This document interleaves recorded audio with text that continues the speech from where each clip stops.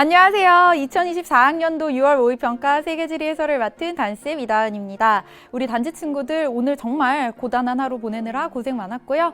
사실 단쌤이 이렇게 6월 모의평가 해설을 딱 하고 있지만 단쌤은 우리 단지 친구들의 6월 모의평가 성적 그다지 중요하지 않다고 생각합니다. 잘 봤으면 무조건 기분은 좋고 행복하겠죠. 근데 못 봤어도 괜찮다는 얘기예요.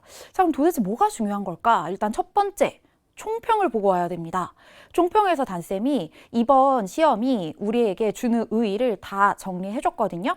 수능 특강, 수능 완성이 어떻게 연계되고 있는지 그 연계의 비밀을 다 짚어드렸으니까 총평을 꼭 보고 오는 게 중요합니다.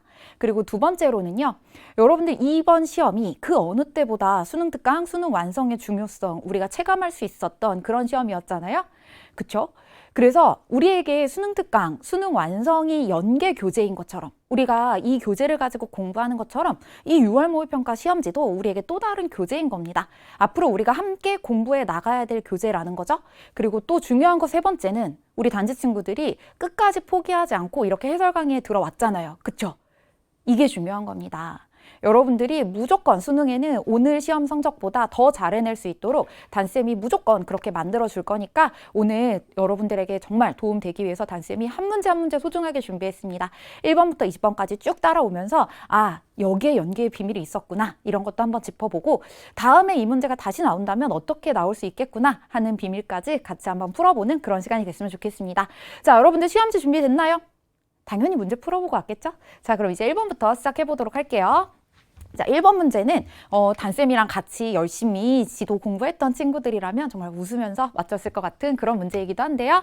자, 다음은 세계지리 수업 장면이다. 교사의 질문에 옳지 않은 대답을 한 학생을 고른 것은 가나 지도에 대해서 설명해 볼까요? 라고 했습니다. 자, 근데 가 지도는요. 일단 동그랗게 생겼어요. 그쵸? 그리고 지도의 중심이 어딘지 봤더니 아라비아 반도가 우리가 오늘날 보는 세계지도와 반대로 뒤집어져 있습니다. 즉, 이 지도는 위쪽이 남쪽이구나 라는 힌트를 하나 얻을 수 있었죠. 자, 그리고 지도의 중심에 메카가 딱 자리 잡고 있고요. 이 지도는 어떤 지도? 이드리시 세계지도, 이슬람교의 세계관이 반영된 우리가 세계지리 공부하면서 만나는 지도들 중에서 유일하게 지도의 위쪽이 남쪽인 지도였습니다. 자, 이 지도에서 중요한 포인트 단쌤이 짚어줬었는데 여기 이 강이 뭐다? 아프리카에서 슝 지중해까지 흘러오고 있는 이 강은 나일강이다. 그리고 나일강이 슝 흘러와서 만나고 있는 이곳은 그렇죠. 지중해. 유럽과 아프리카 사이의 바다 지중해. 그리고 여기에 뭔가 이렇게 비슷한 간격으로 선 그어놓은 거 이거 위선이다 아니다. 위선은 아니지만 기후대를 표시해 놓은 거라고요. 그래서 지구를 구체로 인식하고 있다는 게 드러나고 있는 부분이었습니다. 자, 그 다음에 나의 지도는요. 사람들이 이렇게 후후 입김을 불어넣어서 지구가 떠 있다고 생각했던 시기에 만들어졌던 지도예요. 굉장히 오래전에 만들었겠구나 라는 걸 우리가 느낄 수 있고 아주 오래전에 만들었다면 중간에 분명히 사라졌었겠죠. 그래서 여기에 이런 단서가 있잖아요. 15세기에 복원한 거짐, 대항해 시대 때 복원이 된 지도였습니다. 자, 이 지도에 표현된 세계, 유럽, 아시아, 아프리카, 유럽과 아프리카 사이의 바다, 지중해 이렇게 자리 잡고 있고요. 자, 그리고 인도 아래, 인도양이 잘 봐요. 아시아와 아프리카로 둘러싸인 내해처럼 표시되어 있습니다. 그래서 이 지도를 보고 콜럼버스가 항해했기 때문에 아메리카를 발견하고서도 서인도제도라는 이름을 붙였다는 후문이 전해지고 있죠. 자, 그럼 이제 갑의 이야기부터 볼게요. 가는 지도의 위쪽이 남쪽입니다. 맞는 설명이죠. 자, 유일하게 지도의 위쪽이 남쪽인 지도, 이슬람교 세계관이 반영된 지도이고 신을 위해 지도를 뒤집어 그린 지도였습니다. 그래서 을의 이야기도 맞는 얘기잖아요. 이슬람교 세계관이 반영되어 있습니다. 그 근거가 뭐예요? 이거 첫 번째, 지도의 위쪽이 남쪽이다. 그리고 지도의 중심이 메카. 자, 그 다음 병의 이야기 볼게요. 나는 중국에서 최초로 제작된 세계지도입니다. 아니죠. 자, 이 지도는, 나의 지도는요. 프톨레마이오스 세계지도. 그리스 로마 시대에 천문학자이자 지리학자였던 프톨레마이오스의 세계지도였는데요.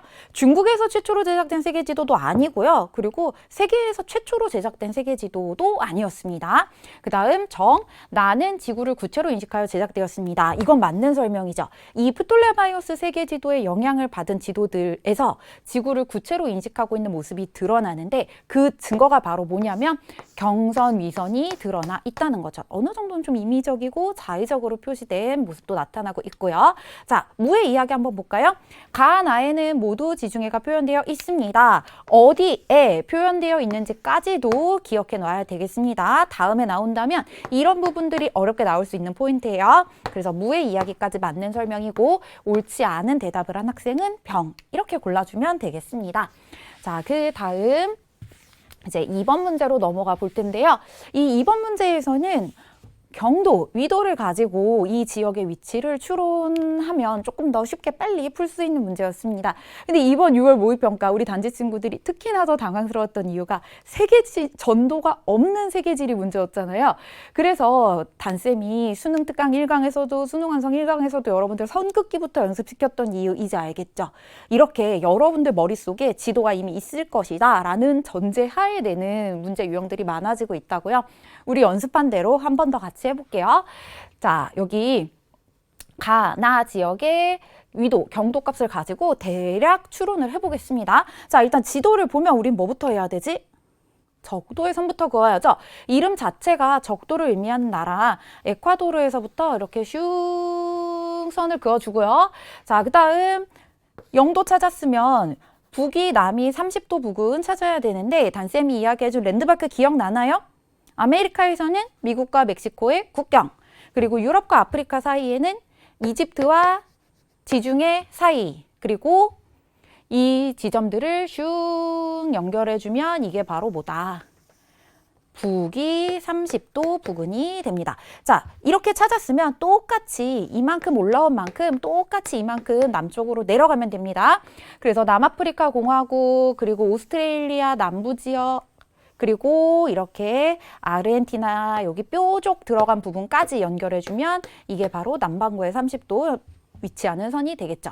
자, 그 다음 여기 있잖아요. 경도, 영도, 이름값하는 영국이 되겠습니다. 그래서 경도, 영도, 영국에 슝 선 그어주고요.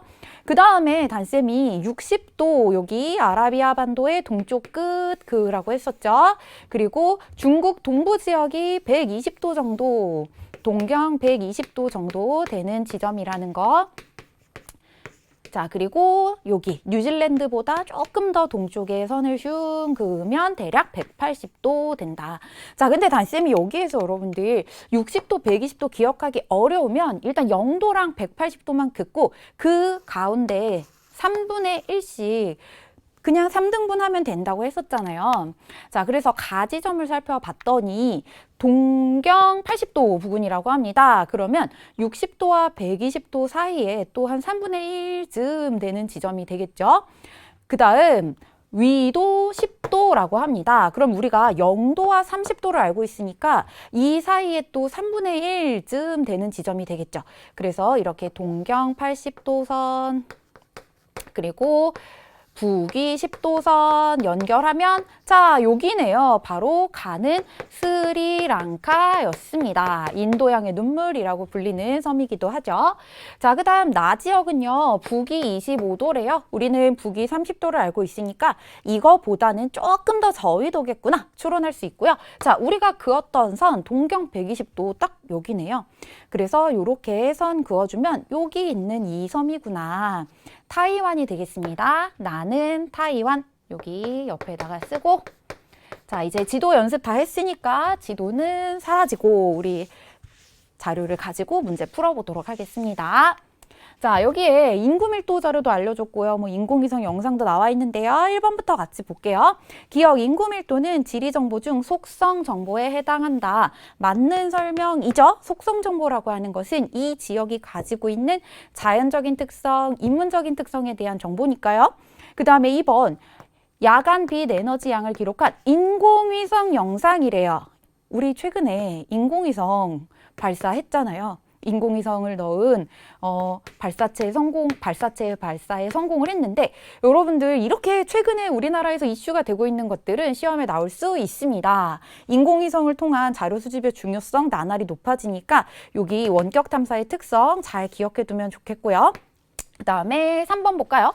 가해 해안은 인도양이 접해 있다. 이거 단쌤이 최근에 많이 나오고 있는 유형이라고 여러분들한테 강조하고, 그래서 늘 바다를 잘 봐놔야 된다라고 중요하다고 이야기했던 거 그대로 나오고 있죠, 진짜.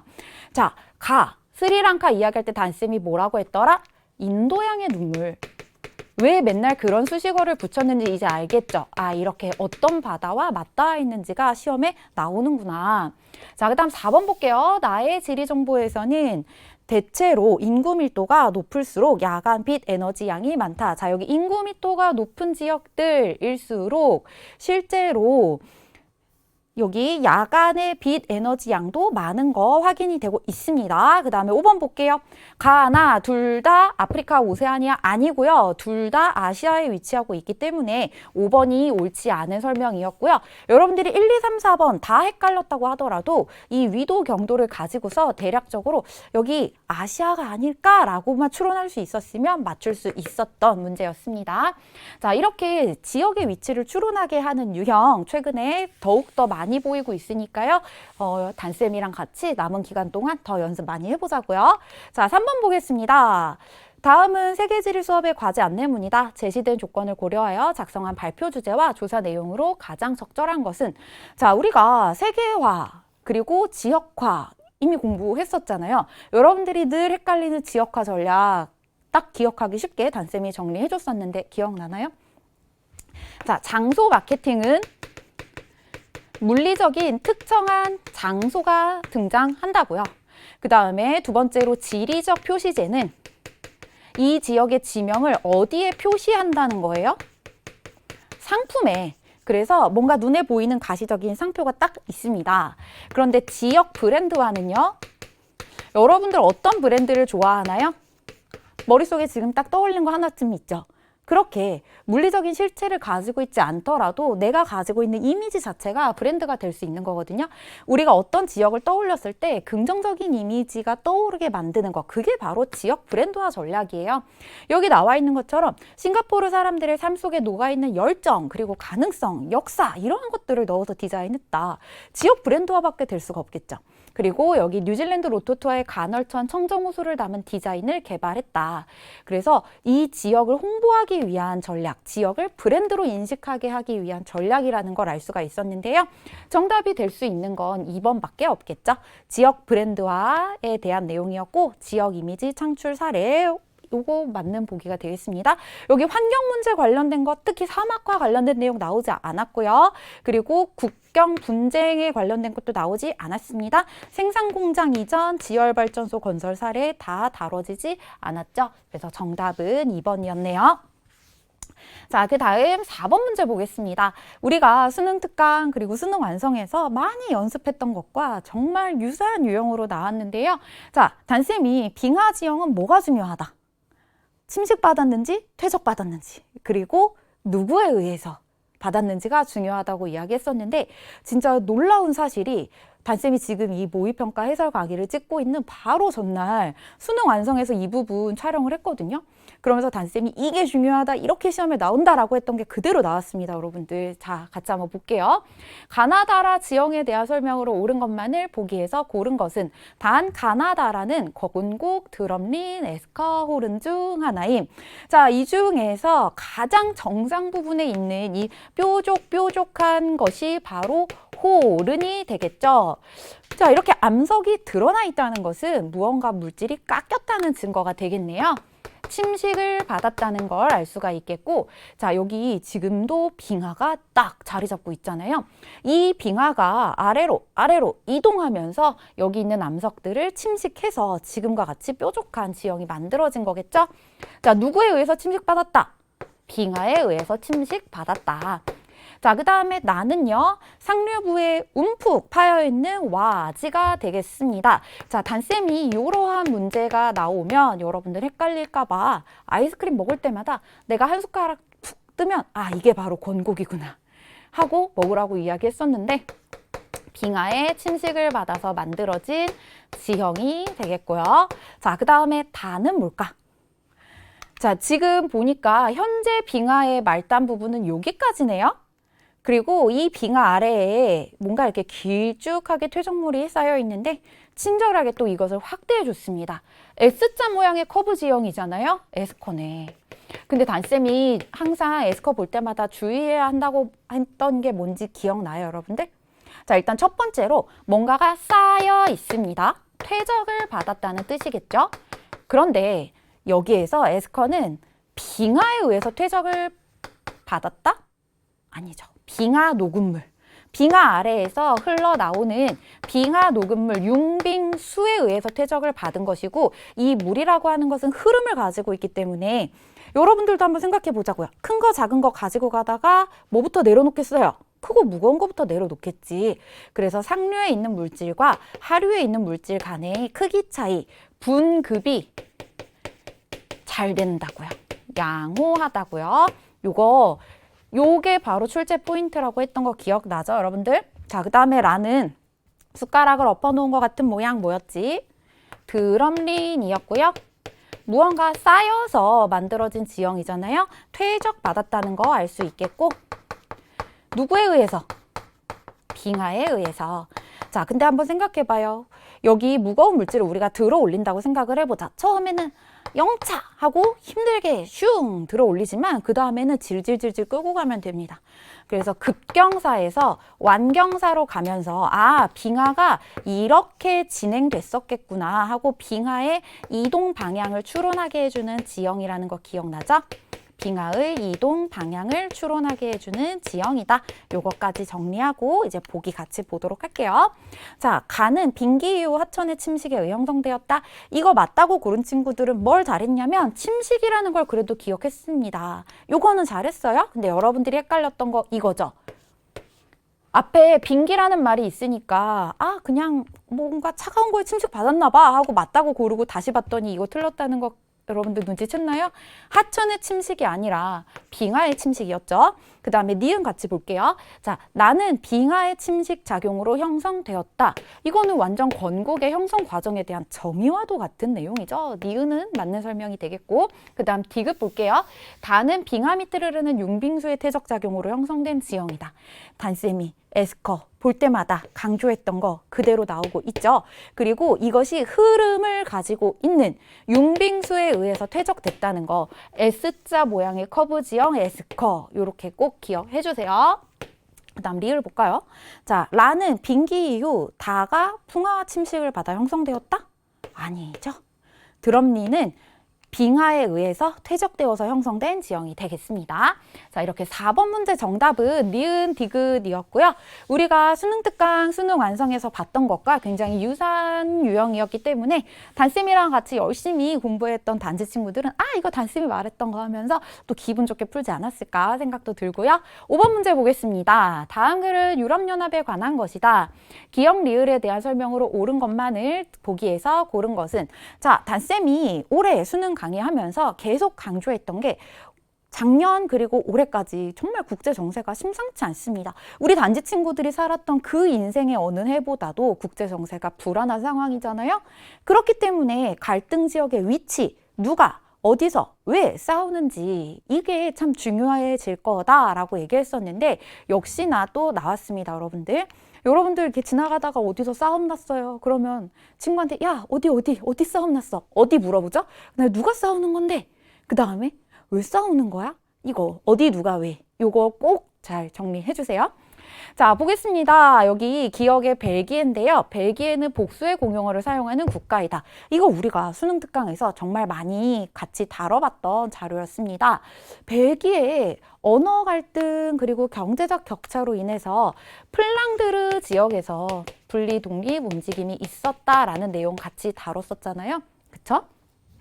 자, 벨기에는 북부 지역은요. 어디랑 국경이 맞닿아 있냐면 네덜란드.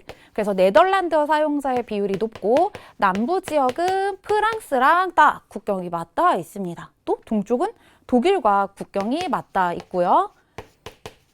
그래서 벨기에는요, 네덜란드어, 프랑스어, 독일어를 다 공용어로 사용하고 있습니다. 기억 맞는 설명이죠. 자, 작년 수능에서 강조되었던 내용이 또 반복되고 있는 거 보이죠? 한 번 나왔던 내용, 그리고 한 번 단지 친구들이 어렵게 느꼈던 내용은 또 반복이 됩니다. 그래서 우리에게 6월 모의평가 문제지는 또 다른 연계교재다라고 이야기한 거예요. 자, 그 다음 니은 영국은 2023년 현재 유럽연합의 비회원국이다. 이것도 맞는 설명이 되겠죠? 현재 영국은 유일한 유럽연합의 탈퇴국입니다. 브렉시트 기억나죠? 같이 공부했었죠? 자, 그 다음 볼까요? 유럽연합의 모든 국가, 이런 거요 여러분들 항상 조심해야 돼요. 모든이라고 하면 오답일 확률이 높습니다. 이런 모든이라는 글자가 보이면 한 번 더 의심해 봐야 돼요. 진짜? 맞나? 하고 한 번 더 의심해 봐야 돼요. 자, 유럽연합의 모든 국가는 유로화를 단일화폐로 사용한다? 아니죠. 동부유럽의 국가들 사용하지 않는다라는 거, 그것만 기억했더라도 충분히 맞출 수 있었겠죠. 그 다음에 리을, 디귿, 리을 모두 스위스가 회원국으로 참여했다? 아니죠. 스위스는 단쌤이 요거 딱 기억하라고 했어요. 주변의 강대국들 간의 싸움이 너무나 오랫동안 이어져 왔었고, 그렇기 때문에 스위스는 영세 중립국을 선언했다라는 얘기 기억나죠? 그래서 유럽연합에 가입하지 않았습니다. 또 유럽연합에 가입하지 않은 나라, 대표적으로 노르웨이, 아이슬란드가 있었는데 북해를 끼고 있는 나라들, 그래서 수산업이 중요하고 또 최근에 석유 개발도 활발하게 이루어지고 있고요. 그래서 유럽연합 가입에 조금 신중한 태도를 보였다라는 얘기들 같이 기억하면 어떤 나라가 유럽연합의 회원국이 아니구나라는 거 충분히 여러분들 머릿속에 각인될 수 있을 것 같아요. 자, 그러면 이제 6번 문제로 넘어가 보겠습니다. 자, 참 작년에도 이렇게 지역 지리, 지역의 문화적인 특성, 그리고 지도에서 위치를 기억하고 있는지가 중요하게 다뤄졌었는데 단쌤이 뭐라고 얘기했었냐면 앞으로 이런 유형은 더 자주 보일 거다라고 했었거든요. 진짜 또 반복이 되고 있습니다. 우리에게 지도학습이 정말 중요하구나라는 거 느껴지죠, 여러분들? 그래서 문제 풀다가 정답 맞췄다 하고 넘어가지 말고요.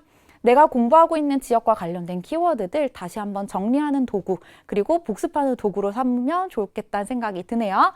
자, 다음 자료는 답사노트의 일부이다. 가 국가를 지도의 A2에서 고른 것은, 자, 이 나라는 국가 공휴일이 정말 다양합니다. 일단 차이나타운 화교들이 새해를 맞아서 복을 기원하는 모습, 그리고 힌두교, 여기 여러분들 화교를 보고 종교라고 생각하면 안 됩니다.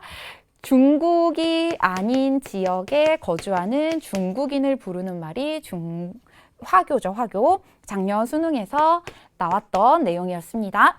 자, 힌두교 사원에서 전통 의례를 치르며 복을 기원하는 사람들의 모습, 그리고 인구의 다수를 차지하는 무슬림, 이슬람 교도들이죠.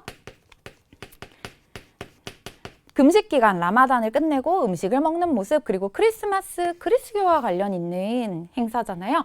자, 이렇게 다양한 종교의 공휴일을 다 국가 기념일로 지정하고 있는, 국가 공휴일로 지정하고 있는 나라. 단쌤이 수능 개념에서도 수능 특강에서도 계속 중요하게 다뤘던 곳 그대로 나왔죠. 바로 여기 말레이시아가 되겠습니다. 자, 말레이시아 나올 때마다 단쌤이 이야기했었죠. 말레이시아랑 인도네시아는요, 이렇게 동양과 서양을 연결하는 바다의 길목에 있었기 때문에 다양한 문화를 받아들이기에 정말 좋은 위치였습니다. 이슬람 상인들의 활동에 의해서 이슬람교가 전파됐고, 그래서 이슬람교의 비중이 높은 나라이지만 문화적인 다양성을 존중하는 나라라고요. 그래서 단쌤이 우리나라도 이런 문화적인 다양성을 존중하는 나라로 나아가기 위해서 다양한 나라들의 공휴일을, 다양한 종교들의 기념일을 국가 공휴일로 지정해야 되지 않을까. 이 일은 누가 해야 한다? 세계 시민으로서 의식을 가지고 있는 우리 단지 친구들이 나중에 이제 후배 단지 친구들을 위해서 해야 할 일이다 라고 이야기했던 거 기억나죠, 여러분들? 자, 그래서 정답은 이 말레이시아가 되겠고요. A, B, C, D 어떤 국가인지 정리해 보자고요. 자, A 국가는 부탄인데요. 단쌤이 여기 남부아시아 종교 다양성 나오면 여러분들 늘 어렵게 여긴다고 그래서 딱 정리해 줬잖아요. 불교의 비중이 높은 두 나라. 여러분들 불교하면 딱 떠오르는 거. 부처님. 그리고 또 무슨 님이 있지? 스님이 있지. 앞글자 따서 기억하자고요. 부탄. 그리고 스리랑카는 불교의 비중이 높은 나라입니다. 여기 있는 부탄이 바로 불교의 비중이 높은 나라가 되겠고, 자, 6월 모의평가에서 이렇게 한번 나왔다는 건 다음에는 이게 정답일 수도 있다는 거예요. 잘 봐놓으세요. B 국가는 미얀마. 단쌤이 수능 완성에서도 또 한 번 이야기했는데 여기 서부 지역의 로힝야족 미얀마 정부로부터 불법 체류자로 탄압을 받고 있다고요. 근데 최근에 여기에 사이클론 피해가 어마어마하게 컸습니다. 그래서 또 한 번 이 안타깝게도 난민촌에서 생활하고 있는 로힝야족들에게 또 한 번 상처가 되는 일이 있었어요. 그래서 우리가 당연히 지금 공부하고 있는 거 나의 입신양명을 위해서 내가 수능 성적 잘 받기 위해서 하고 있는 거지만 그 이후의 삶도 우리가 생각을 해보자고요. 우리가 이렇게 공부하면서 다른 지역의 아픔에 대해서 공감하고 정말 이 사람들 힘들겠다라고 생각이 들었다면 앞으로 내가 세계 평화를 조금 더 높이기 위해서 할 수 있는 것들은 무엇이 있을까? 그런 것들을 생각하고 고민하고 실천할 수 있었으면 좋겠다는 생각이 듭니다. 자, 그 다음에 C 국가는요. 라오스, 그리고 D 국가는 캄보디아. 캄보디아와 관련해서 다음에 또 나온다면 앙코르와트 나올 수 있죠. 자, 이렇게 한 1000년 가까이 사원이 유지될 수 있었던 것은 열대기후 지역에 나타나는 라테라이트 토양을 이용했기 때문이다 라는 것까지 정리하고 7번 문제로 넘어가 보도록 하겠습니다.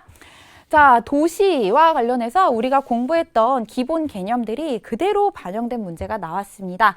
여기서 단쌤이 우리 친구들에게 한 가지 꿀팁을 주자면 문제 풀 때 당연히 여러분들이 100% 확신을 가지고 모든 보기를 풀어내기 어려울 수 있어요. 그럴 때는 모를 수도 있음을 과감하게 인정하고 세모치고 넘어가요. 분명히 여러분들이 더 확신할 수 있는 보기가 있을 겁니다.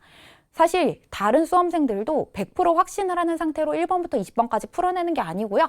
약간은 모호함과 찝찝함이 남은 상태로 문제를 풀어내고 있는 거거든요. 내가 헷갈렸으면 다른 친구들은 더 어려웠겠다. 이렇게 조금 뻔뻔하게 생각하자고요. 자, 다음 글의 기억 미음에 대한 설명으로 옳은 것만을 보기에서 고른 것은 세계적인 중심지 역할을 하는 세계 도시, 모두 인구 1000만 명 이상의 도시이다. 자, 방금 단쌤이 뭐라고 했지? 모두라는 말이 나오면 정답이 아닐 가능성이 높다. 그래서 진짜 맞나? 하고 한 번 더 의심을 해보라고 했죠. 근데 당연히 여러분들이 모든 세계 도시의 인구에 대해서 생각해 본 적이 없잖아요. 이거가 바로 여러분들이 모호하고 찝찝함이 남는 보기였을 것 같아요. 이럴 때 어떻게 하라고요? 잘 모르겠으면 세모치고 넘어가면 됩니다. 물론 이것은 정답이 아니었어요. 자, 우리나라 서울 세계도시예요? 아니에요? 세계도시? 맞아요. 단쌤이 세계도시 책에 이야기할 때마다 우리나라 서울은 우리나라에서 굉장히 중요한 역할을 하고 동아시아에서 허브 역할을 하고 있지만 어쩌면 유럽에서는 우리가 생각하는 것만큼 서울이라는 곳이 유럽의 시민들에게 미치는 직접적인 영향력이 그리 크지 않을 수 있다고 얘기했어요. 마치 우리가 뉴욕, 런던, 도쿄는 다 알고 있지만 유럽의 벨기에, 브뤼셀이 우리에게 주는 영향력, 직접적인 영향력이 그리 크지 않았던 것처럼. 기억나죠, 여러분들? 자, 근데 세계 도시인 서울도 인구 1000만 명이 안 되는 도시거든요. 그래서 기억번 보기는 옳지 않은 보기였는데 모호하고 찝찝함이 남으면 그냥 세모치고 넘어가요. 괜찮습니다. 자, 그 다음 니은 볼까요? 주로 기업을 대상으로 금융, 법률, 컨설팅 등을 제공하는 서비스 산업이 발달돼 있다. 자, 이거 항상 여러분들 헷갈리면 이렇게 접근해봐요. 서비스업을 이용하는 주체에 따라서 생산자 서비스업과 소비자 서비스업으로 구분할 수 있는데 우리는 물건을 만들어내는 생산자예요? 사용하는 소비자예요? 우리는 빵을 만드는 사람이에요? 빵을 먹는 사람이에요? 우리는 빵을 먹는 소비자잖아요. 자, 소비자로서 우리가 여러분들 살면서 금융, 법률, 컨설팅 이용해 본 적 있어요? 금융은 이용해 본 적 있겠죠. 뭐 이렇게 10,000원씩 용돈 모아서 저축하고 해본 적 있을 텐데 여러분들 법률 서비스 이용해 본 적 있어요? 컨설팅? 없잖아요. 이런 것들은 주로 물건을 만들어내는 생산자가 이용하는 생산자 서비스업이 되겠죠. 그래서 니은이 맞는 보기였고요. 그 다음 D급 볼까요? 자, 세계 도시 체계를 확인하는 지표로 도시 간 국제 항공편 운항 횟수를 들 수 있다. 그렇죠? 다양한 지역과 상호작용을 긴밀하게 하고 있는 도시들은 더 다양한 항공편이 더 여러 번 운항하게 되겠죠. 그래서 D급이 맞는 설명이 되겠고요. 그 다음 최상위 세계 도시는 하위 세계 도시보다 도시의 수가 많다. 자, 생각해보자고요.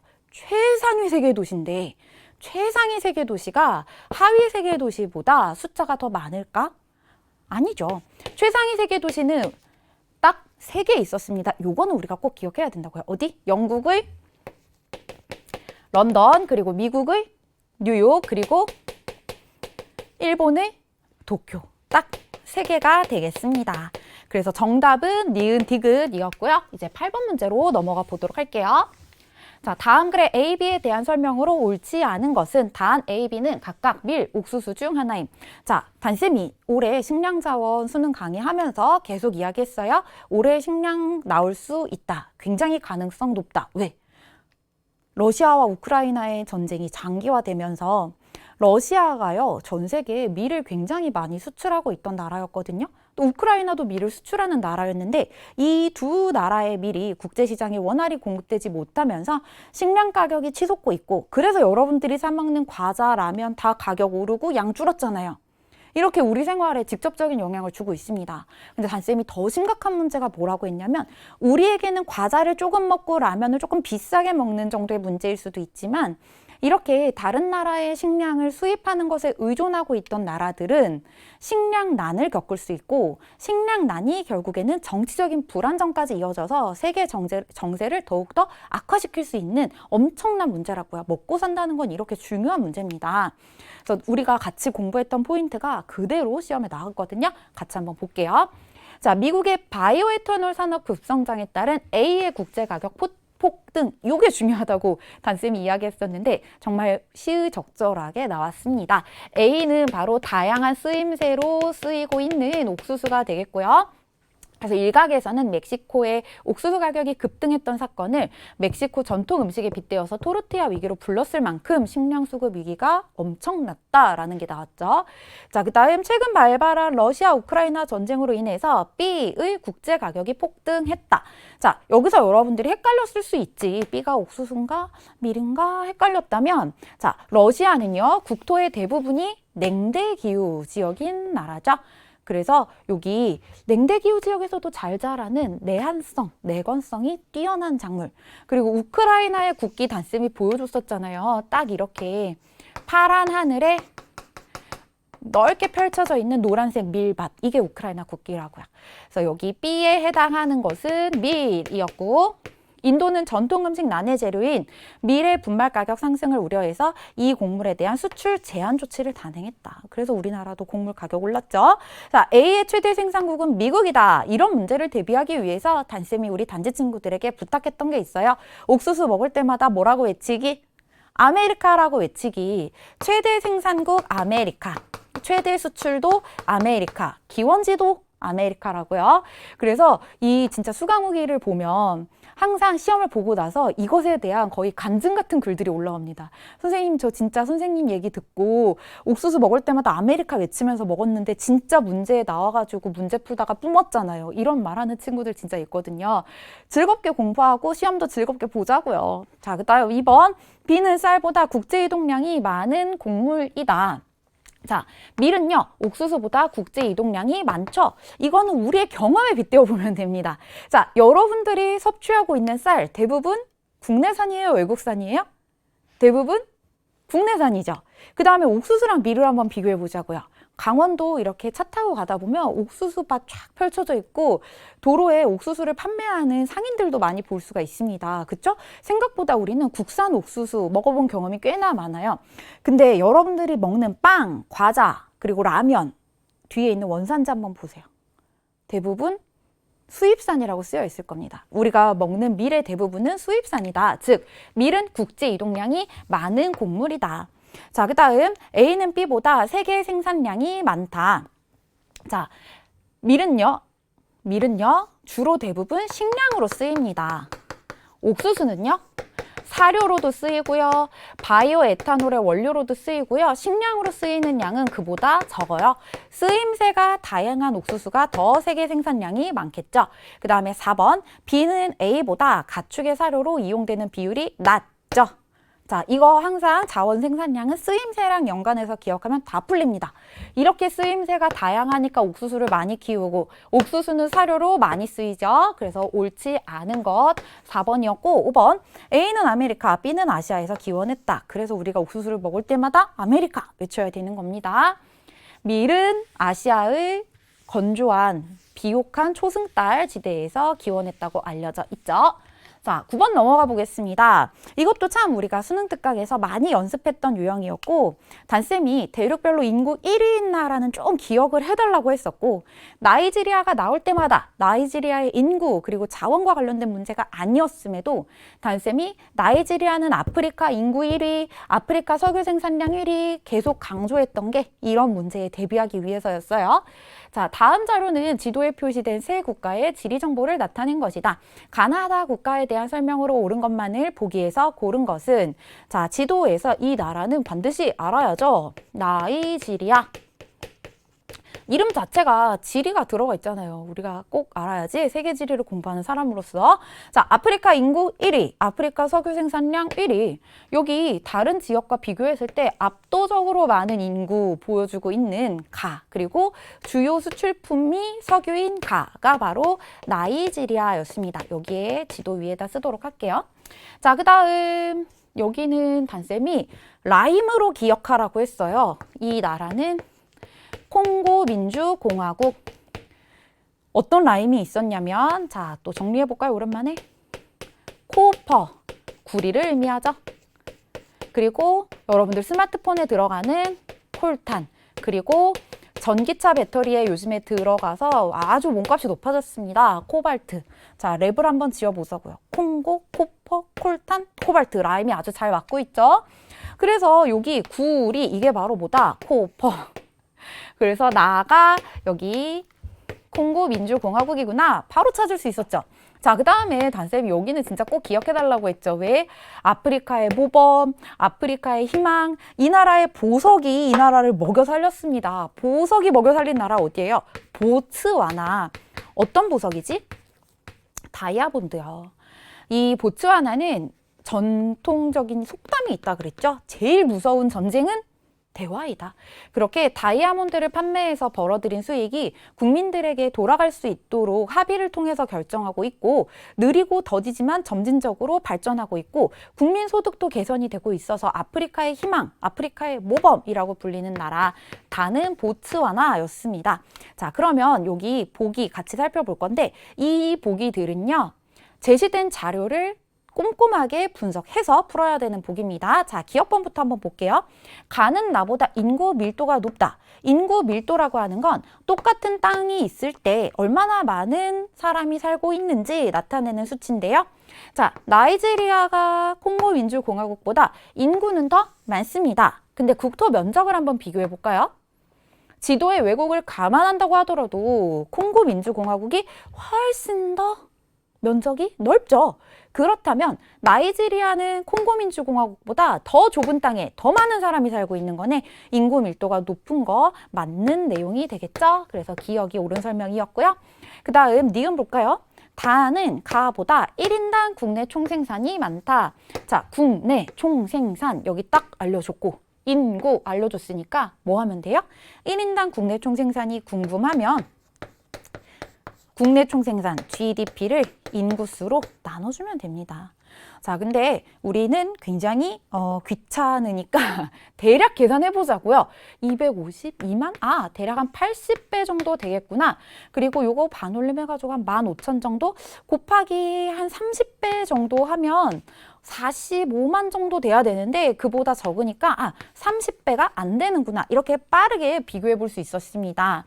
그러면 인구 규모에 비해서 국내 총생산이 많은 편이다라는 거 결론을 도출할 수가 있겠죠? 그래서 보츠와나가 아프리카의 희망, 아프리카의 모범이라고요. 그 다음 티귿, 나와 다는 모두 바다에 접해 있다. 나는 바다와 접해 있지만 다는 아니죠. 그 다음 리을, 가는 콩고민주공화국, 다는 보츠와나이다. 가는 콩고민주공화국이 아니라 나이지리아였습니다. 다는 보츠와나 맞고요. 그래서 리을도 옳지 않은 보기였네요. 자, 이런 문제 유형 바다와 접해 있다. 벌써 오늘만 2번째 보이고 있습니다. 그래서 단쌤이 이런 유형에 대비하기 위해서 여러분들 마음이 힘들 때마다 뭐 하라고 했더라? 세계지도를 꺼내라고요. 그래서 컬러링북이다 생각하고 나라들 하나씩 색칠해보고 국경도 따라서 그어보면서 어떤 나라와 맞닿아 있는지 어떤 바다와 맞닿아 있는지 매일매일 세계지도 컬러링북 하다 보면 충분히 익숙해질 수 있습니다.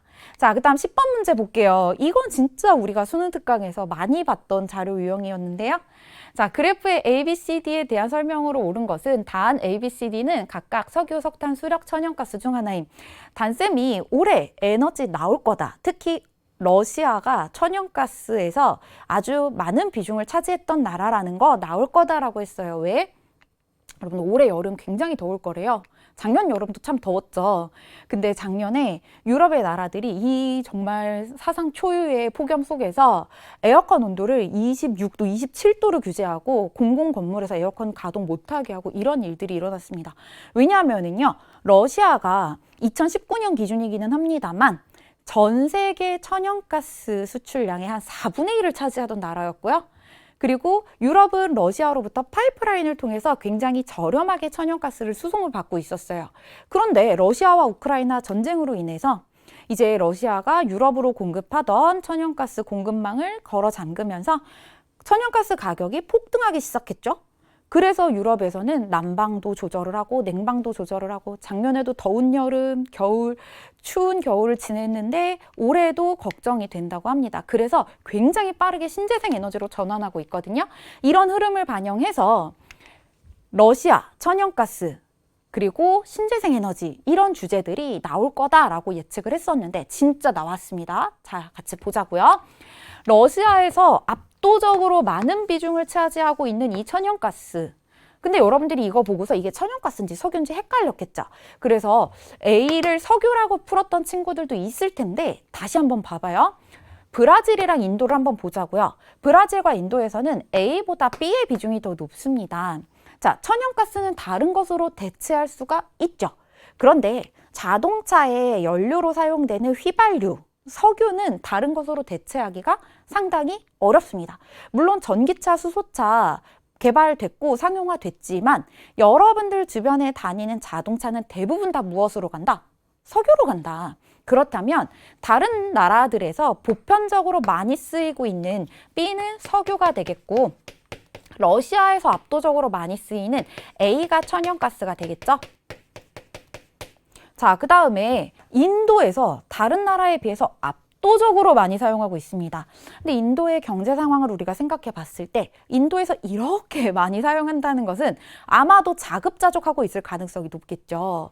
인도에서 많이 생산하고 많이 소비하는 심지어 수입도 합니다. 이것은 뭐냐면 석탄이 되겠고요. 자, 그 다음 D는 브라질에서 유난히 비중이 높은데요. 자, 이제 우리가 석유, 석탄, 천연가스 찾았으니까 나머지 하나가 수력이잖아요. 그러면 브라질에서 수력 발전할 수 있을 만한 뭔가의 장점이 있을까 생각해 봤을 때 아마존강, 열대기후, 풍부한 유량을 이용해서 수력 발전하기에 유리한 환경이 맞죠. 자, 그래서 D는 수력이 되겠습니다. 자, 그럼 이제 다 찾아줬네요. 1번부터 같이 볼게요. 산업혁명 초기의 주요 에너지 자원이었던 것은 천연가스가 아니라 석탄에 대한 설명이고요. 그 다음 신생대 제3기층 배사구조에 주로 매장되어 있는 것은 석탄이 아니고 석유와 천연가스가 되겠죠.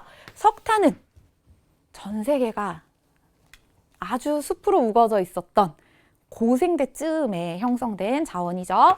자, 그 다음 3번 B는 C보다 국제 이동량이 많은 에너지 자원이다. 그렇죠. 여러분들 주변에 다니는 자동차 대부분 다 석유로 다닌다고요. 우리나라만 하더라도 석유의 대부분을 수입에 의존하고 있잖아요. 근데 석탄은 전 세계에서 제일 많이 생산하는 나라가 제일 많이 소비하고 있습니다. 중국, 인도가 제일 많이 생산하고 제일 많이 소비하죠. 그래서 국제 이동량이 석유보다 적죠. 그래서 B는 C보다 국제 이동량이 많은 에너지 자원이다. 3번이 옳은 설명이었고 4번으로 넘어갈게요. C는 B보다 수송용으로 이용되는 비율이 높다. 자, 이거 우리의 경험으로 한번 풀어보자고요. 여러분들 석탄으로 가는 차 본 적 있어요? 주변에 다 석유로 다니는 차잖아요. 석유는 대부분 수송용으로 이용되고 있죠. 그 다음 5번. D는 B보다 세계 1차 에너지 소비량에서 차지하는 비율이 낮죠. 그래서 정답 3번이었고요. 이제 11번 문제로 넘어가 보겠습니다. 자, 이 문제도 우리가 연계교재 학습을 충실하게 했더라면 잘 풀어낼 수 있는 문제였는데요. 아마 이 문제가 풀기 어려웠다면 아직 인구까지 진도를 안 나간 친구들이겠죠? 괜찮습니다. 우리에게는 충분히 많은 시간이 있고 그 사이에 또 다양한 문제들이 나올 거니까 문제 많이 풀어보면서 기본 개념 익혀나가면 돼요. 자, 그래프는 세 지역 대륙의 유소년 인구 비율과 노년 인구 비율의 변화를 나타낸 것이다. 가나다에 해당하는 지역 대륙으로 오른 것은 자, 먼저 가 지역은요. 1950년에도 0에서 14세 유소년층 인구 비율이 제일 높았는데 2020년에도 제일 높네요. 그러면 아시아, 아프리카, 유럽 중에 어디일까? 합계 출산율 가장 높은 아프리카가 되겠죠.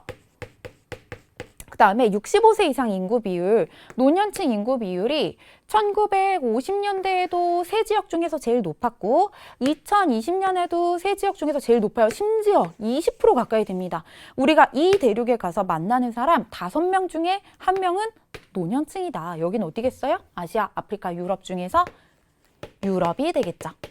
그리고 1950년대 인구 규모를 보면, 인구 구조를 보면 아프리카와 흡사한 양상이었지만 이 사이에 엄청난 변화가 나타났다는 것은 이 사이에 이 대륙에 있는 많은 국가들이 산업화되면서 인구 구조가 변화했다라는 걸 보여주고 있는 거거든요. 우리나라도 요 사이에 산업화 이루면서 인구 구조가 변화하게 됐잖아요.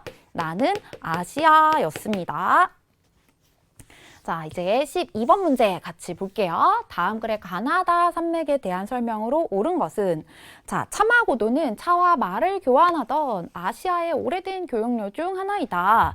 아시아에 있으면서 두 대륙판의 충돌 경계에 발달한 습곡 산지라고 합니다. 가 산맥은 뭘까요?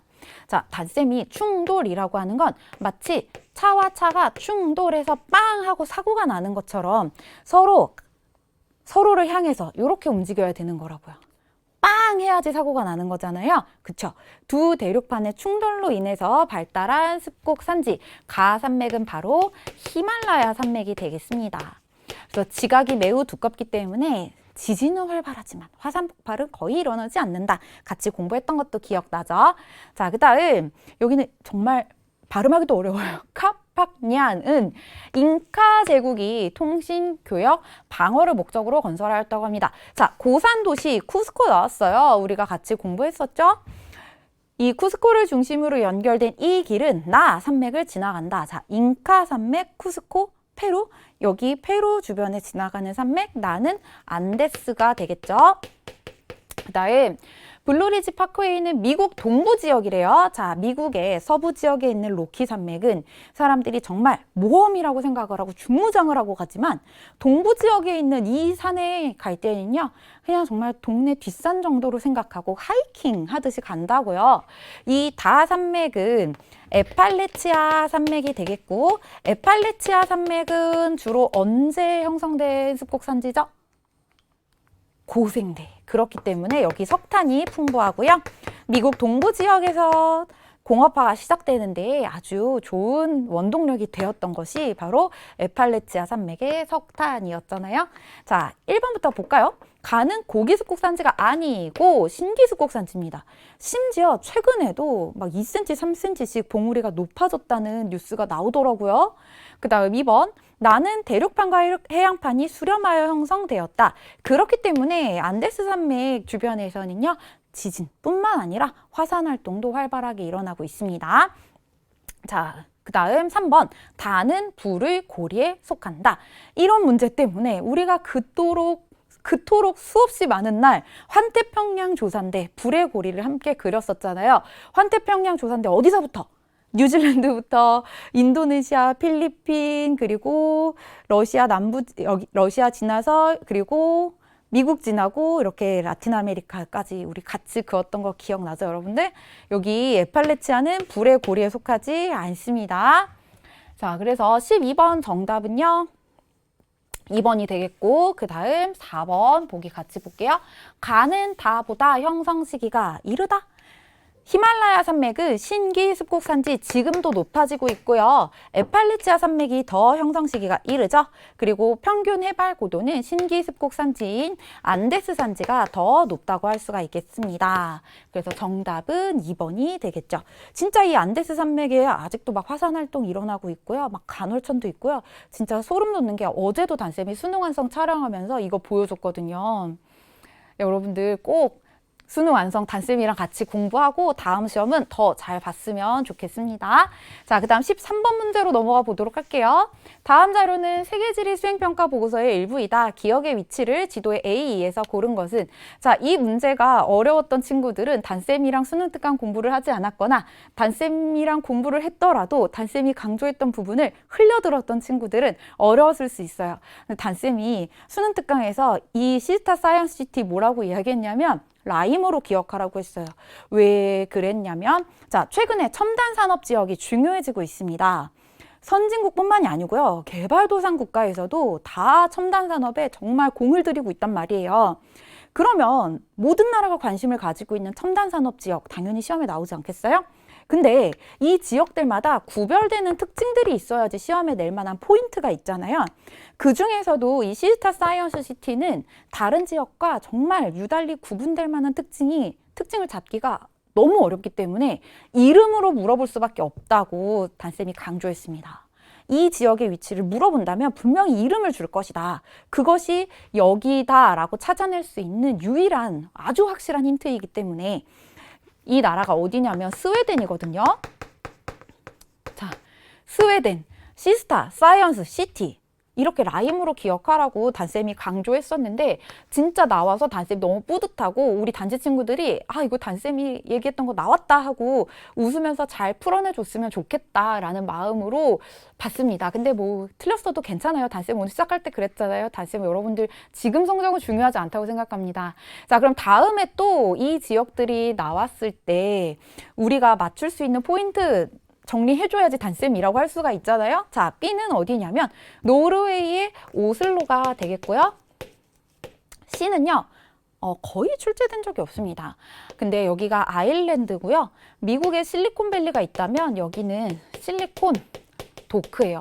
근데 아일랜드 인구가 우리나라로 치자면 서울시 구 하나 정도의 인구하고 맞먹는 정말 인구 규모가 작은 나라다 보니까 첨단 산업 지역을 조성하려면 또 인구 밀도도 낮은 지역이잖아요. 수도 지역밖에는 대안이 없었겠다. 그래서 여기 아일랜드의 수도 더블린의 첨단 지역 있구나. 첨단 산업 지역 있구나. 요 정도로 보면 되겠고요. 자, D는 이름도 알아야 되고요. 이름 속에 스토리가 다 들어있습니다. 케임브리지 사이언스 파크인데 케임브리지라는 말 딱 들었을 때 여러분들 뭐 떠올라요? 대학. 이 지역에 영국 정부에서 공업단지 건설하려고 했을 때 지역 주민들이 반대했습니다. 우리는 이렇게 오래된 대학의 유서와 전통을 가지고 있는 지역인데 우리 지역이 공업단지로 훼손되는 걸 원하지 않는다. 대신 대학과 지역의 기관들이 함께 어우러져서 혁신의 시너지를 만들어내는 걸 보여주겠다라고 한 게 바로 케임브리지 사이언스 파크예요. 잘 기억해 놓으시고 자, 여기는 단쌤이 별표 5개 쳤던 곳입니다. 제일 많이 나오고요. 유럽의 첨단 산업의 수도라고도 불리는 곳인데 이름도 잘 알아야 된다고 했어요. 프랑스 남부 지역의 소피아 앙티폴리스. 우리나라도 참 지역 간의 격차를 어떻게 해소하지? 이게 고민인데 프랑스도 마찬가지였어요. 북부 지역에 수도 파리 있죠. 그리고 여기 해안 지역에 번성하고 있는 지역들과 비교했을 때 남부 지역은 좀 소외된 느낌이 있었던 거죠. 첨단 산업 지역을 조성하면서 이 소외된 남부 지역 관심을 가지게 됐고 이 소피아 앙티폴리스가 가지고 있는 위치적인 장점이요. 일단 인근에 또 큰 공항이 있습니다. 첨단 산업에서 중요한 건 우리 단지 친구들 같이 훌륭한 인재들을 모셔오는 건데 큰 공항이 있고 기후가 굉장히 온화하고 쾌적하고 그리고 인근에 또 문화시설들도 있고요. 휴양지도 있고요. 그렇기 때문에 여러분들과 같은 전 세계의 훌륭한 인재들을 모셔오기에 좋은 위치였거든요. 소피아 앙티폴리스와 관련된 이야기도 잘 정리해 주세요. 자, 그러면 이제 14번 넘어가 보겠습니다. 이것도 참 전형적인 카르스트 지형에 대한 문제였죠. 자, 다음 자료는 여행 중에 나눈 문자 메시지 내용이다. 기억 리을에 대한 설명으로 옳은 것은 저는 베트남에서 유람선을 타고 탑 카르스트를 보고 있어요. 가이드가 여기에는 석회암이 널리 분포한다고 하네요. 자, 석회암의 주요 성분은 탄산칼슘이죠. 그렇기 때문에 이 탄산칼슘의 색으로 인해서 석회암은 회백색을 띱니다. 하지만 탄산칼슘은 물에 잘 녹죠. 그것을 용식이라고 하는데요. 탄산칼슘이 용식되고 남은 석회암이 풍화된 토양은 주로 회백색이 아니고 붉은색을 띠는 테라로사가 형성이 되죠. 그래서 1번의 기억, 탑카르스트는 주로 암석의 용식작용으로 형성된다. 이게 바로 정답이었고요. 2번, 석회암이 풍화된 토양은 주로 회백색을 띈다. 2번 보기는 옳지 않은 설명이었습니다.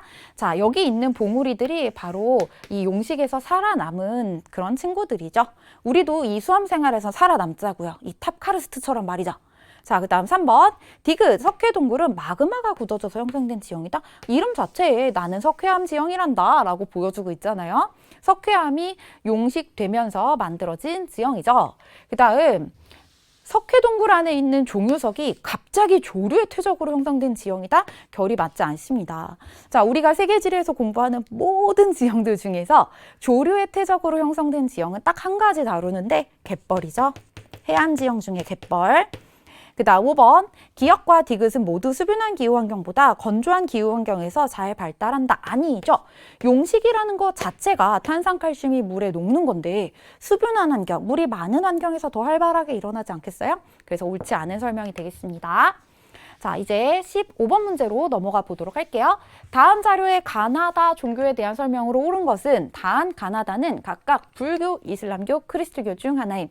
이 문제는 정말 기본 개념에 충실하면 풀 수 있는 문제였는데 무려 3점짜리였습니다. 우리에게 정말 꿈과 희망을 주는 문제였죠. 무조건 맞춰야 되는 유형 같이 보도록 할게요. 자, 대표적인 성지는 예루살렘이고요. 주요 전파 지역은 유럽과 아메리카, 그리고 주요 경관 보니까 십자가와 첨탑이 보이고 있습니다. 가는 크리스트교. 그 다음 대표적인 성지는 메카고요. 사우디아라비아에 있죠. 주요 전파 지역은 서남아시아, 북부아프리카, 건조기후 지역들에 주로 전파되었기 때문에 그래서 기후 특성상 돼지고기 섭취를 금기시하는 문화가 있었다고 했죠. 또 우리 친구들이 기억하기 좋게 단쌤이 나의 멋진 그림 실력을 발휘해서 귀여운 돼지 친구를 그리고 돼지 안 먹습니다 라고 그려놓을게요. 종교 경관을 봤더니 굉장히 의리의리하죠. 여기에서는요, 이 종교가 그냥 단순한 종교적 신념 그 이상입니다. 생활과 인생의 가치관이기 때문에 이 지역에서는 마을 사람들 같이 모이는 이런 집단 행사를 하는 장소로도 쓰여서 규모가 굉장히 큰 모습인데요. 나는 바로 이슬람교가 되겠고요. 자, 다는 대표적인 성지 부다가야. 그리고 동남아시아, 동부아시아 지역으로 주로 전파되었다고 합니다. 다는 불교가 되겠죠. 자, 단서에서 불교, 이슬람교, 크리스트교라고 했는데 여기서 갑자기 힌두교 이렇게 창의적인 생각을 하면 안 됩니다, 여러분들. 문제에 제시된 범위 내에서 풀어내야 돼요.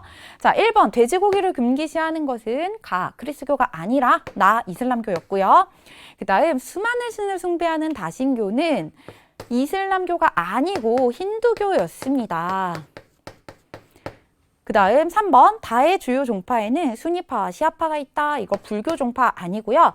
이슬람교 종파인데 수니파, 시아파 둘 중에 누가 다수파인지 늘 헷갈리죠. 그래서 단쌤이 딱 정리해 줬었잖아요. 기억나나요, 여러분들?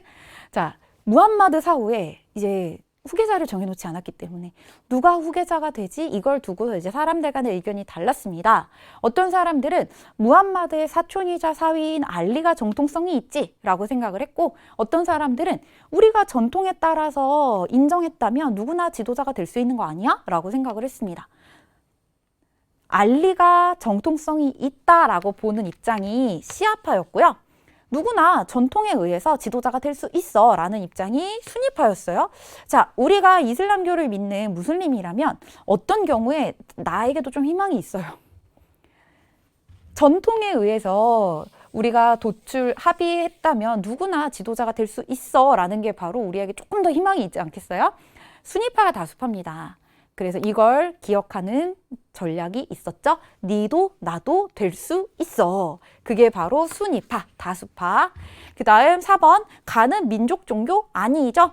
보편 종교입니다. 그리스도교의 교리는요, 이웃을 사랑해라, 거짓말하지 말아라, 많이 가지고 있다면 모자란 사람에게 나누어 주어라, 이런 내용들이고요.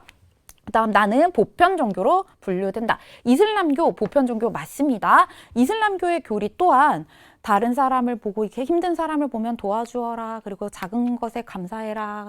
가지고 있는 것에 감사해라. 이런 내용들입니다.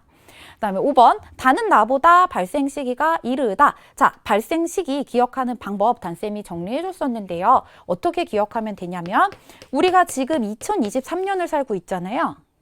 이게 바로 크리스트교, 예수님의 탄생으로부터 2023년이 된 겁니다. 기원이 되는 종교가 크리스트교고요. 기원 전부터 발생했던 종교가 불교고요. 기원 후 발생한 종교가 이슬람교고요. 이렇게 정리하면 종교의 발생 시기, 기원 시기 묻는 문제는 다 해결이 되겠죠.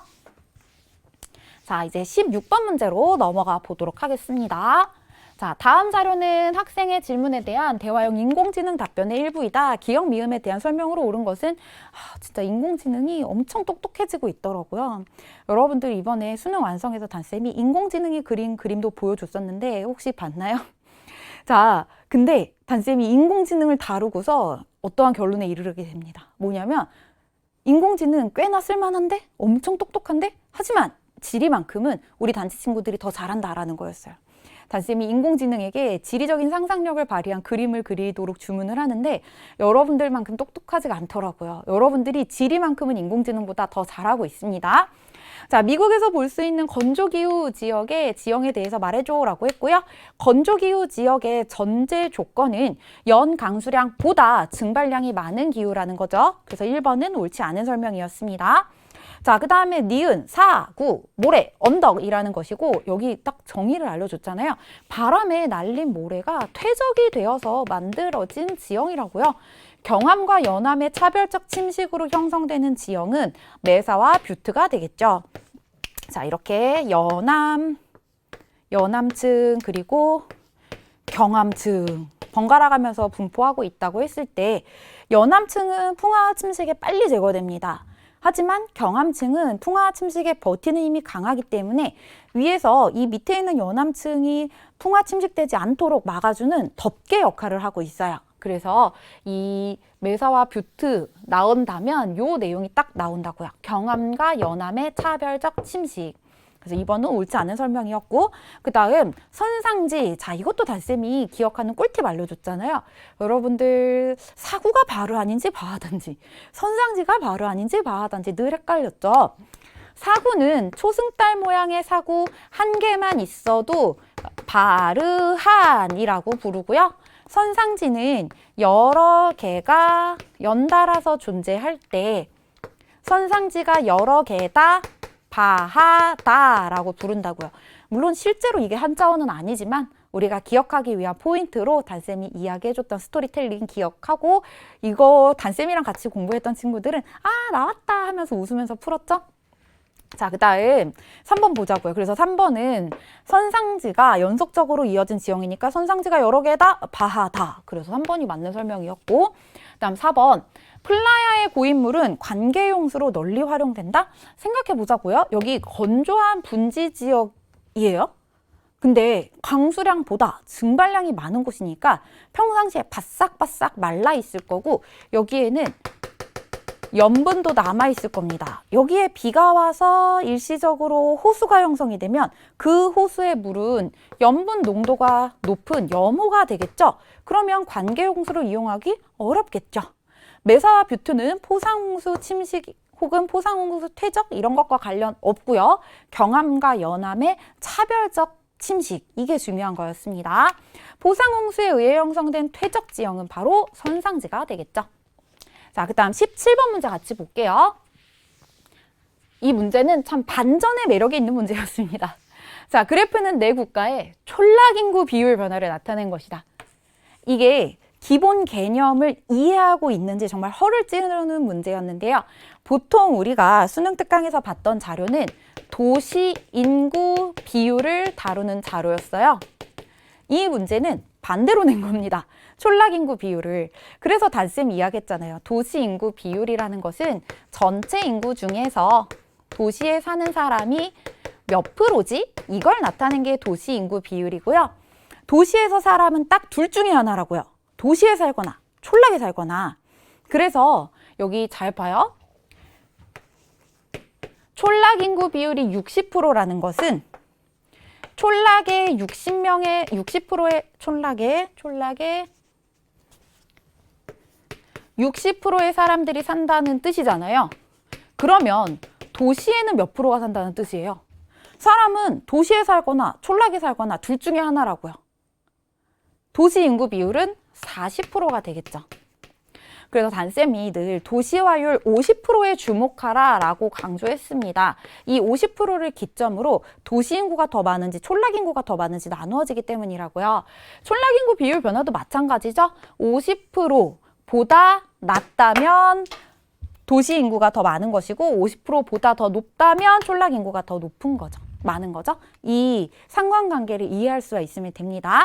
자, 가나다라 국가에 대한 설명으로 옳은 것만을 보기 위해서 고른 것은 단 가나다라는 각각 니제르, 미국, 브라질, 중국 중 하나임.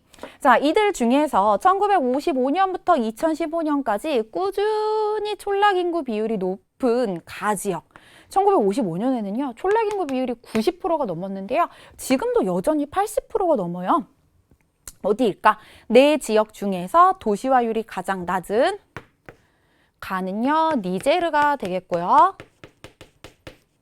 자, 그 다음 1955년에 촌락 인구 비율이 제일 낮았던 다 지역은요, 꾸준히 촌락 인구 비율이 낮은 모습을 보여주고 있습니다. 그러면 네 지역 중에서 경제 수준이 가장 높은 곳, 선진국인 나라라고 추론해 볼 수가 있겠죠? 그래서 다는 미국이구나 찾아낼 수 있었고, 자, 그 다음 이제 나와 라를 비교해 볼 건데요. 자, 두 지역 다 1955년에는요, 두 지역 다 촌락 인구 비율이 50%를 넘는 모습을 보여주고 있죠. 즉, 촌락 인구가 도시 인구보다 더 많았다라는 걸 보여주고 있는데요. 두 지역 다 촌락 인구 비율이 낮아지고는 있지만 그 변화가 보다 더 빠르게 나타나고 있는 곳. 심지어 라는 2015년에 미국보다 도시화율이 높습니다. 이게 보여주고 있는 게 뭐냐면, 아, 라 지역은 이 사이에 뭔가 산업화, 공업화가 이루어졌구나 라는 거. 그리고 또 한 가지는 개발도상국인데 이 나라의 경제적인 수준에 비해서 과도하게 도시화율이 높은 현상 기억나요? 라틴 아메리카의 과도시화를 연상할 수 있었어야죠. 이 지역의 경제적인 수준 그리고 도시의 기반시설에 비해서 도시 인구가 과도하게 많은 현상. 라는 바로 이러한 과도시화 현상이 나타나고 있는 브라질이었고요.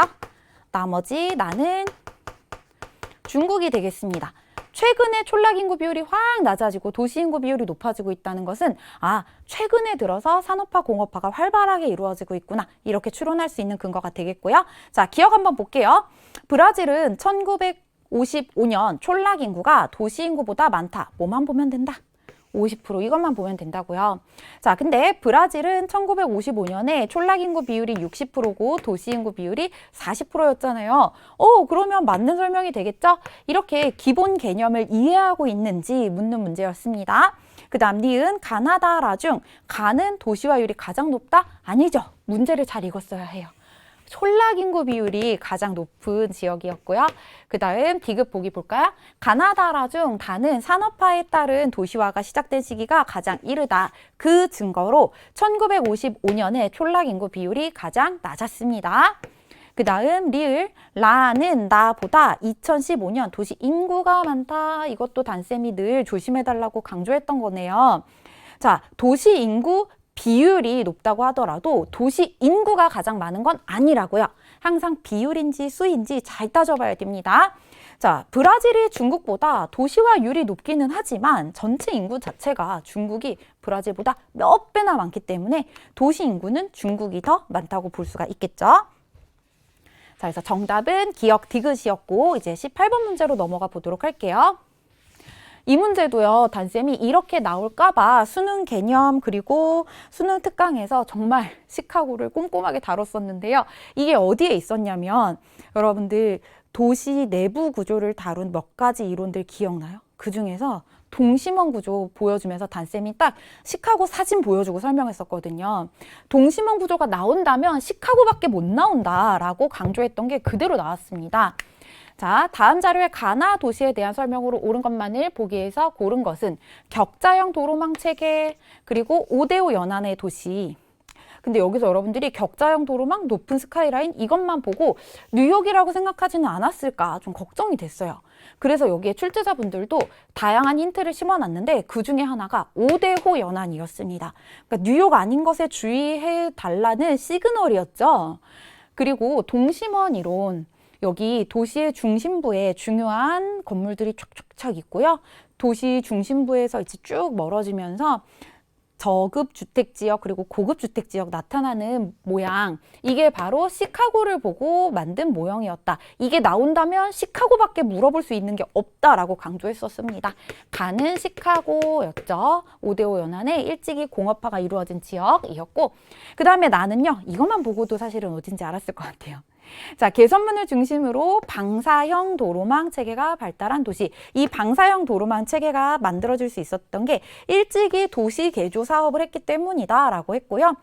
도시 중심부에는 건축물의 고도 제한이 엄격하게 이루어지는 이유가 뭐 때문에? 바로 역사적인 건축물들이 많기 때문에. 이곳은 우리가 전형적인 유럽의 도시로 살펴봤던 프랑스의 파리였고요. 단쌤이 수능 개념 때도 수능 특강 때도 이 파리 정말 강조했었습니다. 특히 여러분들에게 꼭 빼놓지 않고 보여줬던 게 이거였죠. 파리의 수호자 라데팡스. 도심 지역에는 이렇게 중요한 오래된 건물들이 많이 있기 때문에 새로 만드는 신흥 업무 지역, 고층 빌딩들은 파리의 저기 외곽 지역에 라데팡스라고 하는 곳에 만들어져 있다고요. 자, 이제 보기 같이 볼까요? 시카고는 미국의 도시죠. 미국의 수도는 시카고? 아니죠. 워싱턴 DC. 그래서 단쌤이 워싱턴 DC 항상 이렇게 오답으로 나오니까 꼭 기억해달라고 강조했던 부분이기도 하고요. 그 다음 니은, 나의 외곽에는 라데팡스라고 불리는 업무 중심지가 있다. 이렇게 업무 중심지 이름만 딱 물어본다고요. 그래서 단쌤이 늘 강조했던 겁니다, 여러분들. 파리의 수호자 라데팡스 저 멀리 있죠. 그 다음 디귿 볼까요? 가는 나보다 도시 발달의 역사가 길다. 자, 여기에 오래된 역사적 건축물들이 있고 19세기 중반부터 도시 정비 사업을 실시했다. 이쪽이 더 도시 발달의 역사가 길다고 추론할 수 있겠죠? 리을, 가는 북부아프리카, 나는 유럽에 위치한다. 마지막 리을은 맞는 복이었네요. 자, 오늘 많은 단지 친구들이 제일 어려워했을 19번 문제로 넘어가 보도록 할 건데요. 너무 걱정하지 마세요. 이 문제와 비슷한 유형의 문제가 수능 완성에 등장합니다. 그래서 단쌤이 오늘 시험을 통해서 어떤 내용에 이르게 됐냐면 고난도 유형 문제들도 우리가 정말 처음 보는 유형이 아니라 수능 특강이나 수능 완성에서 봤음직한 그런 문제들이 나오고 있구나. 더욱더 연계 교재가 중요해지고 있구나. 이런 시그널을 느꼈거든요. 그래서 아마 여러분들이 오늘 시험을 봤을 때는 수능 완성 강의를 듣고 시험 본 친구들보다 아직 수능 완성을 보기 전에 시험을 치렀던 친구들이 많았을 거예요. 그래서 우리한테는 아직 시간이 많이 있고 수능 완성 열심히 공부할 거잖아요. 다음에 나왔을 때는 무조건 맞출 겁니다. 같이 한번 볼게요. 표의 가나다라 지역에 대한 설명으로 옳은 것은 단 가나다라는 온대기후 지역 중 하나임. 이것도 엄청난 위안이 되는 한 문장이었어요. 그쵸? 자, 여기 또 세계 지도를 한번 짠 띄워보겠습니다. 우리가 많이 연습했던 지도의 선긋기. 자, 이름 자체가 적도인 나라 에콰도르를 기준으로 적도 슝 그어주고요. 자, 적도가 너무 좀 자유분방하게 그어져서 다시 그어보겠습니다. 이 문제 중요하니까. 자, 이렇게 슝 그어주고요. 자, 그 다음에 위도 30도의 우리 랜드마크가 되는 곳, 미국과 멕시코 사이의 국경, 그리고 이집트와 지중해 사이의 해안선. 자, 따라서 슝 그어주면 대략 여기가 북반구의 30도 부근, 남반구의 30도는 여기 뾰족 그리고 여기 뾰족, 그리고 남아프리카 공화국 연결해줘도 되고, 이거 기억하기 힘들면 단쌤이 자 다시 또 여기 왜 이렇게 중요한 문제에서 단쌤이 마음이 막 삐뚤어지고 있나 봐요. 자, 선을 다시 한번 반듯하고 예쁘게 그린 다음에 단쌤이 그랬죠. 요거 기억하기 어려우면 우리가 이건 기억할 수 있잖아요. 미국과 멕시코의 국경 부근이 위도 30도 부근이구나. 이집트와 지중해 사이의 해안선이 30도 부근이구나. 이만큼, 적도에서 이만큼 올라온 만큼 요만큼 내려가면 남반구의 30도 부근, 이렇게 기억해달라고 했었죠. 자, 그 다음에 여기에 이름값 하는 나라, 영국은 경도 몇 도? 경도 0도. 그 다음에 뉴질랜드보다 살짝 동쪽이 날짜 변경선 대략 180도 되는 선이 되겠고요. 자, 이 사이에 3등분 딱 해주자고요. 그러면 여기쯤 아라비아 반도 동쪽 끝이 동경 60도, 그리고 중국 동해안 지역이 동경 120도, 그리고 이 선은 오스트레일리아의 서부 지역을 지나갑니다. 자, 가지역은요, 북반구의 30도고 동경 120도래요. 자, 그럼 우리가 그은 선 여기쯤이 되겠네요. 그러면 중국 동해안 지역인데 우리가 여기가 항상 기후 지역에서 나왔을 때 헷갈리죠. 그랬을 때 단쌤이 랜드마크로 삼으라고 이야기한 게 제주도였어요. 제주도보다 위도가 낮은 곳이라면 온난수분 기후. 중국 동해안에서 제주도보다 위도가 높은 곳이라면 겨울건조기후, 이렇게 구분하라고 했는데 우리나라의 최남단의 위도가요, 북위 33도입니다. 여기는 북위 31도니까 온난수분 기후 지역이 되겠죠. 그리고 사실 요 아래에 강수량 자료를 통해서도 수분 기후 지역이라는 거는 찾을 수 있었고요. 대륙 동안의 온대 기후 지역이다, 이것만 구분할 수 있었으면 돼요. 그 다음에 나는 남반구의 31도예요. 우리가 30도 선 그은 거 그대로 적용되고 있죠. 그리고 동경 115도니까 이 선보다 살짝 덜 동쪽, 여기 오스트레일리아 서부 지역, 지중해성 기후 지역으로 우리가 많이 다뤘던 지역이었고요. 그 다음 다지역은요, 북위 34도예요. 우리가 선 그은 거 그대로 조금 더 고위도. 그 다음 서경 6도니까 영국보다 살짝 더 서쪽. 그래서 여기쯤 모로코 단쌤이 나오면 많이 헷갈려 하니까 꼭 기억해달라고 늘 신신당부했던 북반구의 지중해성 기후 지역이었고요.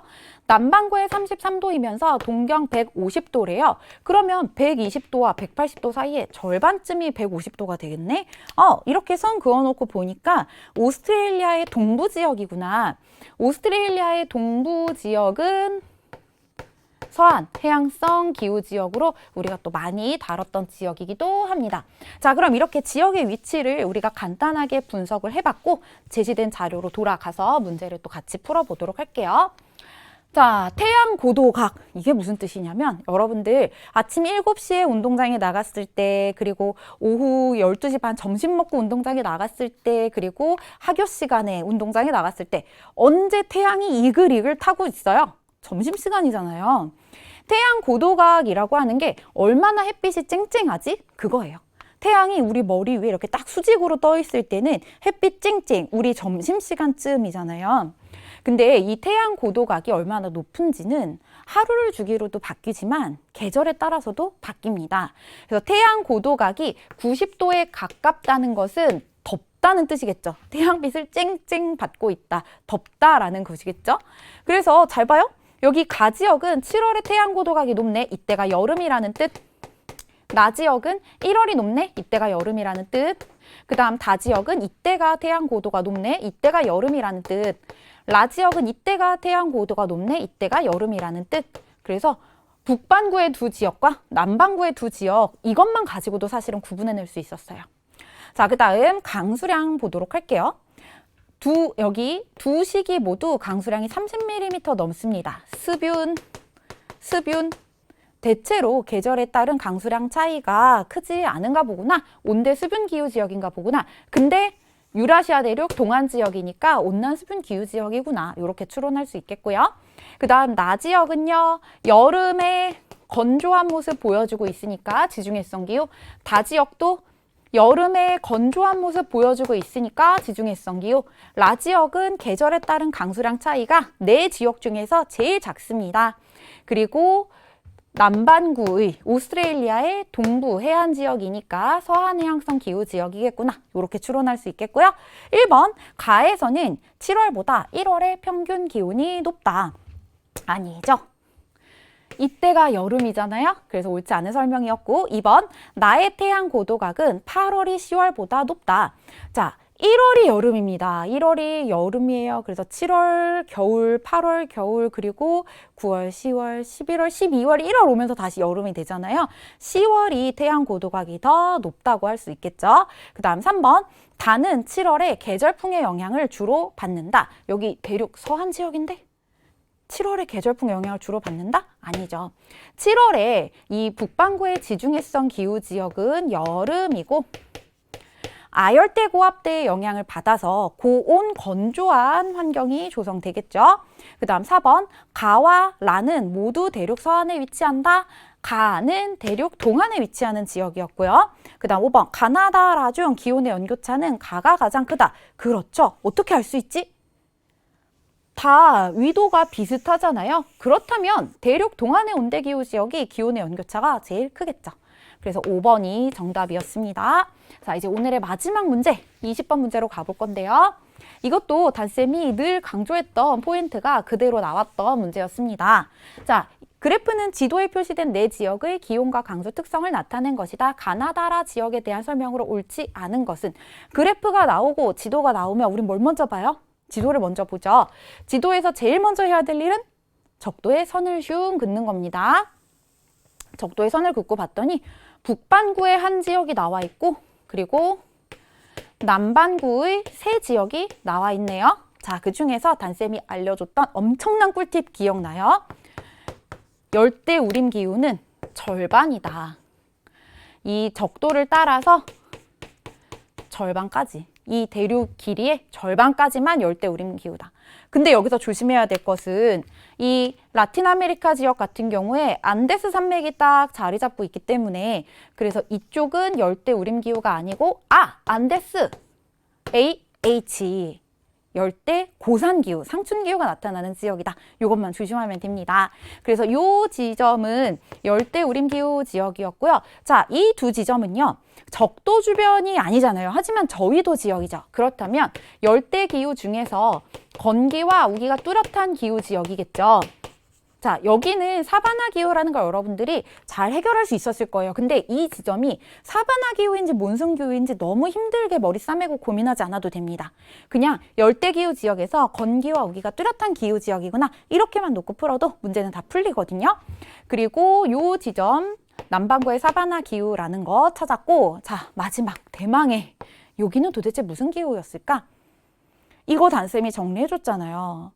라틴 아메리카에서 어디까지 지중해성 기후냐면 요 뾰족이 여기서 선을 슝 그으면 이 선이 대략 남위 30도 의미하는 선이고 여기까지가 지중해성 기후 지역이라고요. 그 다음에는 힌트 줄게요. 맞춰야 됩니다. 이거 뭘까? 고위도에서 저위도로 흐르는 바닷물 한류.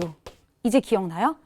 한류의 영향을 받아서 중위도 대륙 서안에 사막이 형성되잖아요. 이 마지막 지점은 사막기후 지역이었습니다.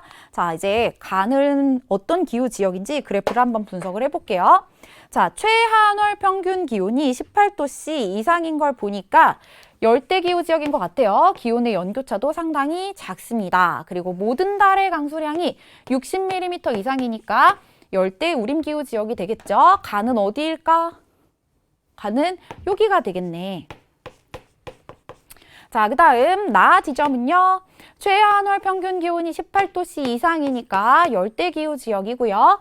7월이 우기네요. 우리 동네 우기랑 똑같죠. 그렇다면 여기는 북반구의 건기와 우기가 뚜렷한 열대기후 지역이구나. 나 이렇게 찾아줄 수 있다고요. 사바나인지 몬순기후인지 아주 세밀하게 따지지 않아도 된다고요.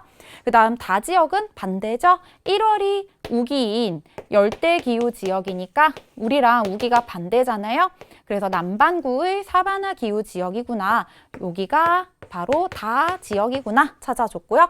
라 지역은요. 강수량이 매우 적습니다. 그래서 한류의 영향으로 사막이 형성되는 지역 이렇게 찾아줄 수 있었네요.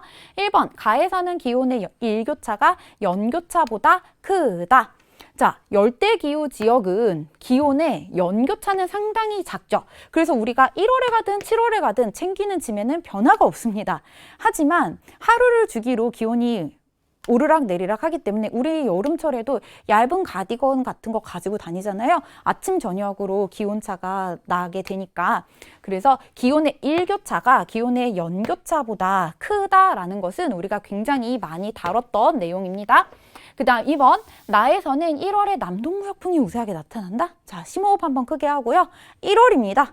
북반구와 남반구 중에 어디가 여름이지? 우리랑 계절이 반대. 남반구가 여름일 때구나. 그러면 적도 수렴대는 이만큼 내려가 있겠다. 근데 적도 수렴대가 무슨 뜻이지? 북동무역풍과 남동무역풍이 수렴하는 곳. 그러면 가지역은 남동무역풍이 아니라 북동무역풍의 영향을 강하게 받겠네요. 그래서 옳지 않은 답은 2번이었습니다. 그 다음 3번 볼게요. 라는 해안을 따라 흐르는 한류 영향을 받는다. 그쵸? 한류의 영향으로 사막이 형성되는 곳. 그 다음 4번, 가는 다보다 대류성 강수 일수가 많다. 그렇죠. 열대 우림기후 1년 내내 대류성 강수가 많이 내리고 강수량이 모든 달에 많은 모습 보여주고 있죠. 그 다음 5번, 라는 나보다 남해기선까지의 최단 거리가 짧다. 자, 라는요, 남해기선. 남반구의 23.5도잖아요. 남반구 23.5도, 남해기선까지의 거리가 여기 북반구 저위도에 있는 나보다 더 짧겠죠. 그래서 5번도 맞는 설명이 되겠습니다. 자, 이렇게 우리가 모든 문제를 다 풀어봤습니다. 근데 처음부터 끝까지 우리가 같은 결론에 이르게 되죠. 뭐가 중요하다? 연계교재 학습이 중요하다. 그래서 여러분들 분명히 수능 날에는 지금보다 더 나은 모습이 되어 있을 거니까요. 떨지 말고 불안해하지 말고 남은 기간 동안 단쌤이랑 같이 열심히 공부해봐요. 고생 많았습니다.